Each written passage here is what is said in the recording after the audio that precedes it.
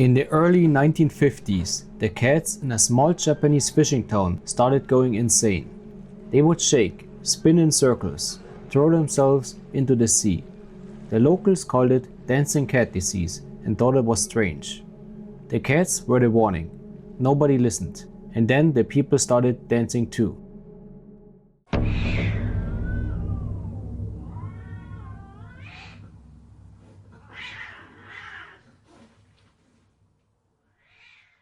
Today's video topic will be quite dark. In Japan, there are many horror movies, like for example The Ring or The Grudge. But today's video topic will be a lot more darker than any of these movies could ever be. So be warned. People say that the true horror is not a supernatural entity, but the true horror is the human itself and what humans can do to each other. I think this is very much true about this story I will talk about today. But before that, if you like my videos, please don't forget to press like, share them, and also subscribe for more videos just like this one. So let's get into the video. Minamata is a small fishing town on the coast of Kyushu. Quite the kind of place where everyone knows what their neighbor had for dinner because they all caught it from the same bay. In the early 1950s, something started going wrong. First the cats, then the birds started falling out of the sky mid-flight.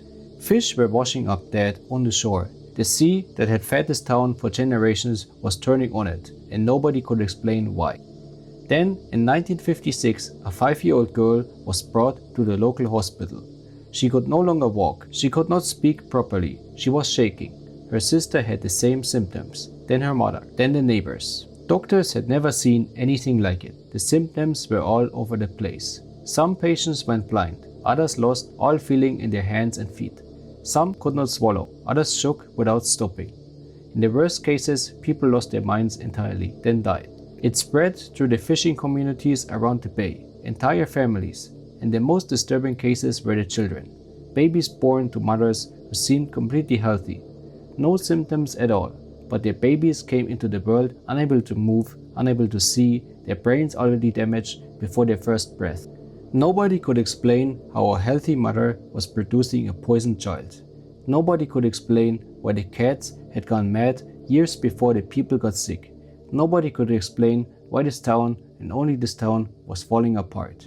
By 1959, researchers finally had an answer, and when they found it, it was not a virus. It was not bad luck. It was not something that had come from the sea on its own. Someone had put it there.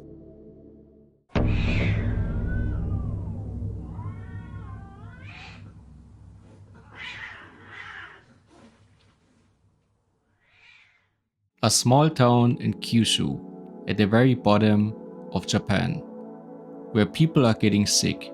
Children, siblings, parents, the whole town, it spreads from family to family like a virus. And it all comes from the sea. It has something to do with the sea. What do you guys think is happening to this town? If you think you have figured it out, then pause this video right now and post your theory below. I'm curious to read it. To find out what is really happening, you have to continue watching this video until the very end. A doctor named Hosokawa worked at a chemical factory on the edge of town. The factory was called Chiso. He fed the factory's wastewater to cats. The cats got the same symptoms as the people, same shaking, same collapse. He had the proof, right there inside the factory. Since 1932, Chiso had been dumping its waste, full of mercury, straight into Minamata Bay. The mercury went into the fish went onto every dinner table in town. This is how people got sick, from the food they ate every single day. Hosokawa took his findings to the people running Chiso. He had the data, he had the cats, he thought they would stop. They told him to stop, not the dumping, his research. They took his findings and buried them, not file away, buried. And the factory kept running. The government knew too. By the late 1950s, this was not a secret, but Chiso gave jobs to 60% of the town. Shutting it down meant shutting the whole region down, so nobody said a word. When sick families came to Chiso asking for answers, the company gave them little money, but only if they signed a paper saying Chiso was not responsible. The families were poor, they had no choice, they signed. Chiso walked away. When investigators got too close to the factory's waste pipe, Chiso just moved the pipe, sent the waste into the river instead, spread it further, and kept going for 9 more years. They stopped in 1968, not because of the science, not because of the dying people, because they found a new way to make the product that did not need mercury. This is the only reason it stopped. Over 900 people died. The government counts about 2,000 victims, but the researchers say up to 2 million people had mercury in their bodies from that bay. 2 million. Never counted, never paid, never told the truth.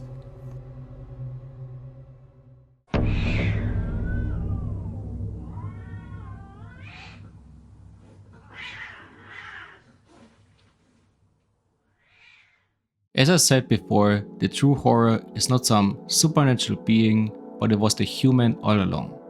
A greedy company that does not care about its people, that just poisons the sea. And the people, the fishers, they catch the fish, they eat the fish, and the fish has the mercury inside. I think many people don't understand this was not just one incident, this kept on going for 9 years. Not just in Minamata, but also in other towns all across Japan. People who are greedy just don't care. They don't care if people around them start dying, if their own children are dying, as long as they are making money. And then you have a researcher who infects cats, which is kinda messed up to be honest. But he does this to prove to everybody that the wastewater is poisonous. It is the cause of this infection, and nobody listens to him. Actually, they try to bury his research. They try to make him shut up, so they can keep on making money. What do you guys think about the story? I think many people think about Japan as this type of wonderland, where everything is rainbows and sunshine. But if you watch my channel, you might know that this is not the case. This is not just a story about one town. It is a story about what happens when money matters more than people. Japan, after the war, wanted one thing: to grow fast. Companies like Chiso were part of that plan. And the deal was, you do not stop the machine. Not for sick people, not for dead children, not for anything. People were still in court fighting Chiso in 2004. More than 65,000 people are still trying to get paid today. It is still not over. And it happened again in 1965, while Minamata was still going on. Another Japanese town got sick. Different factory, different river. Same poison, same cover-up. Japan had learned nothing, because Japan had admitted nothing. In Japanese, there is a saying, "Shikata ga nai." It means it cannot be helped. It is what you say when something bad happens and you just move on. This is what they say about Minamata. The company said it, the government said it, everyone looked away. But the cats were warning them in 1950. The proof was there by 1959. At any point, someone could have said, stop. Nobody did.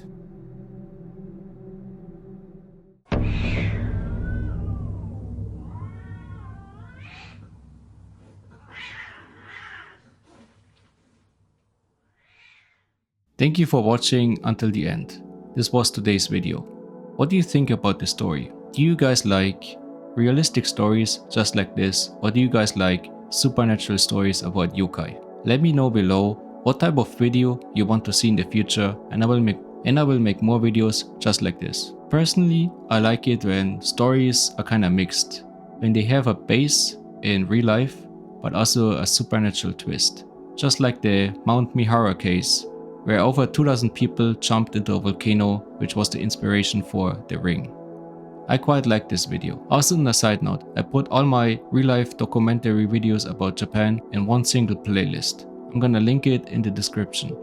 So if you finish watching this video, don't forget to also watch my other videos that are similar in theme and topic. So thanks for watching, and I'm gonna see you in the next video. Bye.